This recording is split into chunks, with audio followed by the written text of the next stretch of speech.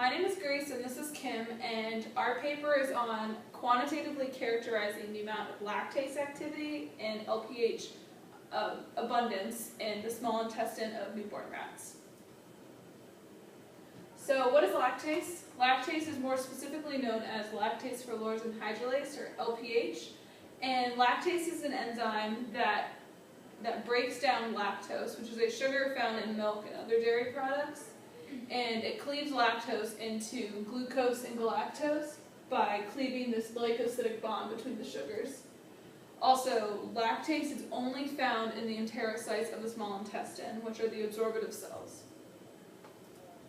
And here's some more background information about lactase. So this picture over here on the right shows the structure of beta-galactosidase in E. coli. And E. coli has a nearly identical, the enzyme in E. coli has a very similar structure and sequence to that of lactase in humans.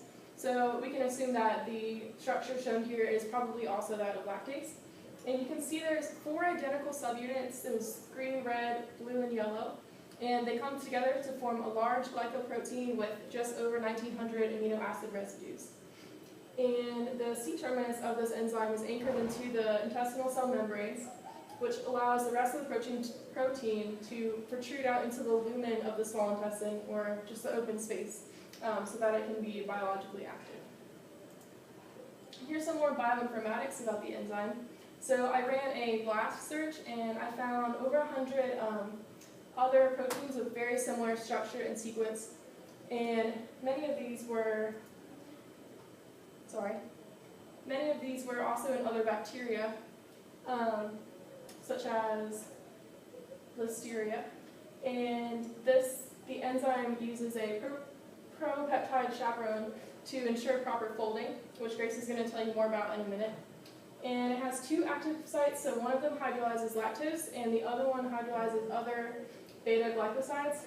And domain 4 contains the lactase active site, while domain 3 has the Lorsen hydrolase active site. So just a little bit on the biosynthesis of lactase in our bodies or in other organisms. So LPH mRNA is translated into pre-prolactase. So this big protein is sent to the endoplasmic reticulum via a signal sequence, and here that signal sequence is cleaved by proteases. Then this prolactase form of lactase is then either sent to the Golgi apparatus or it is exported to the membrane to be anchored.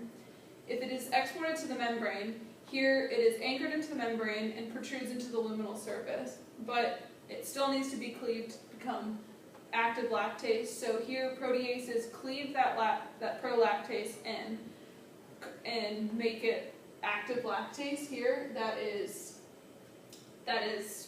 anchored into the membrane and protrudes into the lumen to interact with lactose.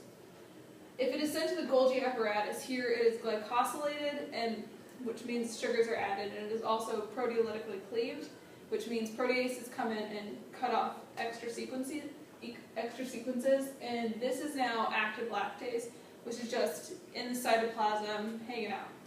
This lactase then needs to be exported to the membrane, where it is also anchored into the membrane by its C-terminus and protrudes out into the lumen, where it can interact with lactose and cleave it. So if this biosynthesis pathway occurs throughout life, this is an instance known as persistence. But often a majority of the population will have the highest levels of this lactase in the beginning of their life, where they're consuming a lot of milk. But during the weaning phase, this will usually decrease. But if you're lucky, and which most of us are because it is a dominant trait, persistence will occur, and you have those high levels of lactase activity throughout life, so this biosynthesis doesn't stop, and you will not experience any adverse effects of lactose intolerance. But if this were to happen and the biosynthesis decreases, this is known as non-persistence and also lactose intolerance. And here, there's a much lower ability for the organism to digest lactose, and therefore, once this lactose reaches the small intestine, it is sent on to the colon, where E. coli in our colon is able to ferment the lactose, but this produces fatty acids and other gases such as hydrogen, which cause the uncomfortable symptoms of lactose intolerance. And we're going to begin talking about the paper in just a second, but first we want to give you just some background knowledge about the anatomy of the small intestine. So closest to the stomach, which we consider proximal, is the duodenum, and the middle segment is the jejunum, and then the farthest segment is the ileum, which we consider the most distal. So when the researchers were beginning, they had some things that they already knew about lactase. And first off, this is a diagram of villi in the small intestine, which are basically just the protrusions. And each villi contains its own enterocytes, and each enterocyte contains many microvilli. So what they already knew was that lactase, the enzyme, is found in all enterocytes of the small intestine, while the mRNA is restricted to the lower half of the villi. And additionally, they knew that lactase activity and mRNA abundance is lowest in the proximal and distal segments, so the duodenum and ileum, and they knew that it is highest in the jejunum, the middle segment. So in this study, they wanted to determine whether or not this lactase activity, this variation in lactase activity being restricted to the middle portion of the small intestine, was due to structural variation, or is it due to differences in mRNA transcription of that LPH gene throughout the small intestine. And to do this, they needed to measure and quantitatively characterize the amount of LPH activity throughout the small intestine and compare those results to the amount of mRNA transcription throughout the small intestine. So the first part was to measure lactase activity, and to do this they used a glucose oxidase method. So in this method, when lactose is broken down into glucose and galactose, they're able to measure the amount of glucose produced by reacting it with glucose oxidase. This reaction produces gluconic acid and hydrogen peroxide. And this hydrogen peroxide can then be taken and reacted with reduced chromogen, which is an uncolored reagent. And when these two things react together, it produces water and oxidized chromogen, which is a colored reagent or a colored product. This product can then be, the absorbance of this product can then be measured, and it is proportional to the amount of the product present. So higher absorbance equals more product.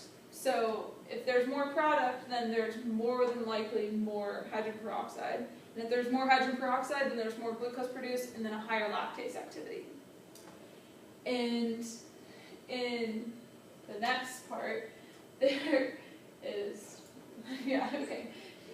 And then in the next part, in the results, they found that lactase activity was actually the highest. So they're confirming the previous studies that lactase activity was highest in the middle segments of the small intestine. And this is nearly a twofold increase from the ileum from the duodenum to the jejunum. And from here, they measured lactase activity against various types of structural variations, or various types of structural measurements. So intestinal length, luminal surface, and epithelial volume. And all of these indicate a similar trend, as you can see. Additionally, they wanted to look at the mRNA abundance along the length of the small intestine, and they did this by something called an antisense RNA probe. So this involves using your starting mRNA sequence, and then you hybridize it with a complementary or antisense RNA strand. And then you would treat your sample with RNases to remove any other RNA strands that you don't want, and visualize this on the gel that you see over here.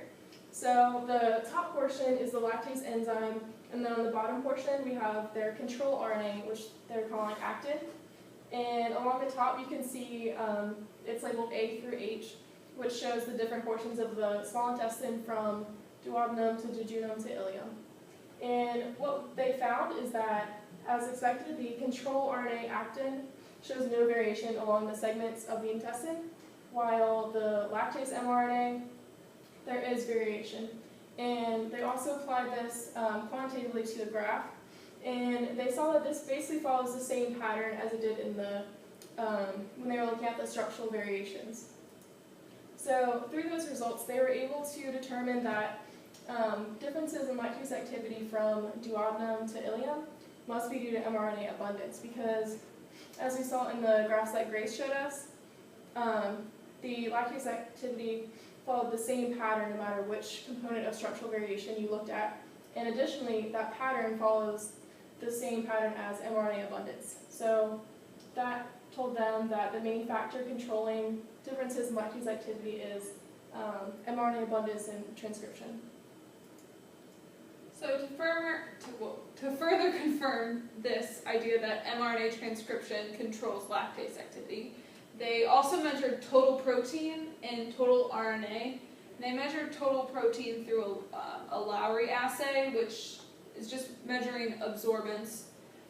So higher absorbance equals more protein. And this RNA, the total RNA, was measured similarly to the way Kim explained earlier. And as you can see here, the results indicate that there is no change in RNA or total protein throughout the length of the small intestine. And with this information, this further confirms that mRNA transcription solely controls lactase activity, because total protein and total RNA do not vary along the structural variations throughout the small intestine. So those stay similar, and therefore that LPH gene transcription plays a major role in the differences in expression throughout the horizontal axis of the small intestine of these newborn rats. So the hope with these results is that they would be able to target lactase gene transcription in order to potentially develop a treatment for lactose intolerance and to eliminate the negative effects of non-persistence. And here's our references. All right. Thank you for watching.